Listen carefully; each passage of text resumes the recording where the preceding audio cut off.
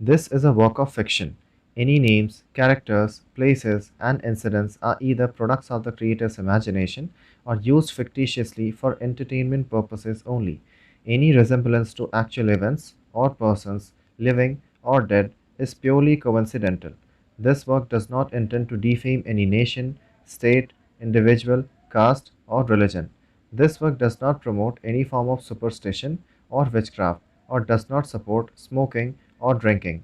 Listeners' discretion is advised.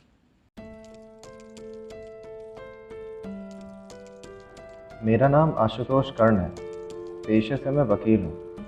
ज़िंदगी में मैंने बहुत से केसेस देखे हैं। बुरा उन केसेस के लिए लगता है जिसमें अक्यूज्ड को पता ही नहीं कि उसका जुर्म क्या है, बस सज़ा काट रहे होते हैं बिना जुर्म किए। साल 2018 जून 23 मेरे पास एक आईपीसी सेक्शन 496 की केस आई, मतलब फ्रॉडलेंट मैरिज। 18 साल की लड़की पे चार्जेस लगे थे। शादी को हुए अभी ठीक से 2 दिन नहीं हुए थे और लड़के वालों ने डिवोर्स के लिए फ़ाइल किया था सेशन कोर्ट में। मैंने अपनी लाइफ में मैक्सिमम केसेस डिवोर्स के ही देखे हैं। लड़की वालों ने लड़की के परिवार पर 4 लाख रुपए की मानहानि यानी आईपीसी सेक्शन 500 डिफेमेशन का चार्जेस भी लगाया था।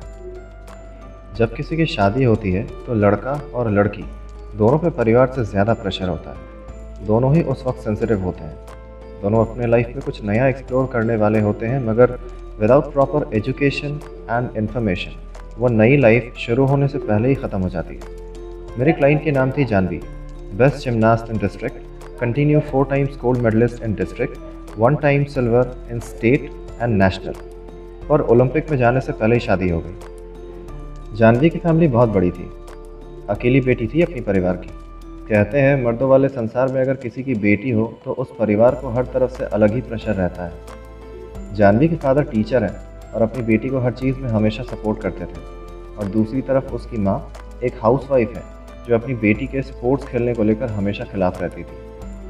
हर शादी में एक टेस्ट होती है, वाइट शीट टेस्ट, और बहुत इंपॉर्टेंट होता है वो टेस्ट पास करना, बिकॉज ये टेस्ट ही लड़की की कैरेक्टर डिसाइड करती है। ये शीट ही कैरेक्टर सर्टिफिकेट होती है। अगर टेस्ट में शीट लिटमस पेपर की तरह रेड कलर में चेंज हो गया तो लड़की पास, अगर चेंज नहीं हुआ तो लड़की और उसकी पूरी परिवार टेस्ट में फेल। बस यही टेस्ट जानवी ने भी दिया और अनफॉर्चुनेटली फेल हो गई। उससे पहले तो लड़के ने बहुत मारा और घर से निकाल दिया, और फिर जब लड़की अपने घर आई तो वहाँ उसके भाइयों ने उसे बहुत मारा, बस उस जुर्म के लिए जो उसने कभी की ही नहीं थी। उसे तो शुरुआत में ये भी नहीं पता था कि उसे मारा क्यों जा रहा है, बस कैरेक्टरलेस होने की सर्टिफिकेट दी जा रही थी। जब डिवोर्स के लिए मेरे पास आए थे तो 11 महीने केस चला और केस लड़की के फेवर में गया, मगर जानवी अपने परिवार से हार गई। क्या शादी के बाद फर्स्ट नाइट में शीट टेस्ट होना चाहिए? क्या प्योरिटी टेस्ट सिर्फ फीमेल्स के लिए है? वर्जिनिटी टेस्ट मेल्स क्यों नहीं देते?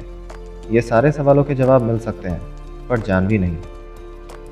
आज 18 अगस्त 2021 जानवी की 13वीं है। हाँ, वो लोगों की ताने नहीं सह पाई और ख़ुद को ख़त्म कर दिया।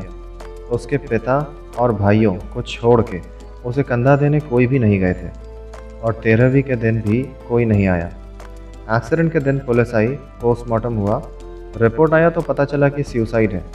रीज़न ये है कि मानसिक हालत ठीक नहीं थी, इसलिए ख़ुद को जला दिया। क्या ये इवेंट होता अगर लड़के ने जानवी से बात की होती? ये किसी ने ध्यान ही नहीं दिया कि हाइमन किसी भी अदर प्रेशर से टूट सकता है। She was a gymnast. कितनी ही ऐसी लड़कियां हैं जो विदाउट हाइमन जन्म लेती हैं। तो क्या वो कैरेक्टरलेस है?